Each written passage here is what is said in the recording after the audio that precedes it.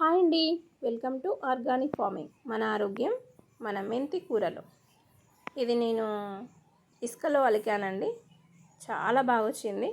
ఒకసారి మట్టిలో అలికింది కూడా మీకు వీడియో పెట్టిన, అది కూడా బాగానే వచ్చింది. ఇసుకలో అలుకుదాం ఎలా వస్తుందో అని చూసిన. ఒక మన పూతరేకుల డబ్బా ఉండే, దాంట్లో అలికిన. దీనికి ఎలాంటి ఫర్టిలైజర్స్ అవసరం లేదు. ఈ ఇసుక అనేది ఎప్పటికీ తడిగా ఉండాలి. మంచిగా గ్రోత్ వస్తుంది ఈ మెంతి ఆకు. ఇది చలికాలంలో బాగా పెరుగుతుంది, కానీ వానాకాలంలో పెరగదు. ఒక 2 ఆకుల వరకే వస్తుంది, తర్వాత చనిపోతుంది. మనం ఎంత పెంచాలనుకున్నా చనిపోతుంది. ఇది గుర్తుంచుకోండి ఫస్ట్.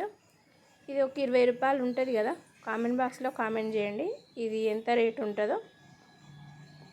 ఇలా మనం 1 వీక్ ఒకసారి అలుపుకుంటే టమాటాలో వేసుకోవచ్చు, పప్పులో వేసుకోవచ్చు. మంచి హెల్త్ బెనిఫిట్స్ ఉన్నాయి కదా దీంట్లో.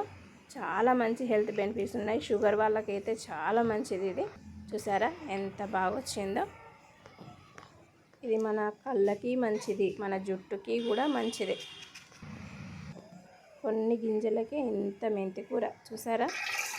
ఒక ఫ్యామిలీకి సరిపోతుంది కదా. మళ్ళీ నేను ఈసారి ఇసుకలో మళ్ళీ మట్టిలో అలుకుదాం అనుకుంటున్నా, ట్రై చేస్తున్నా.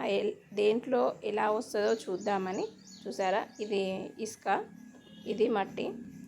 దీంట్లో ఒక 5 రూపాయల గింజలు అలుకుతున్నా చూడండి.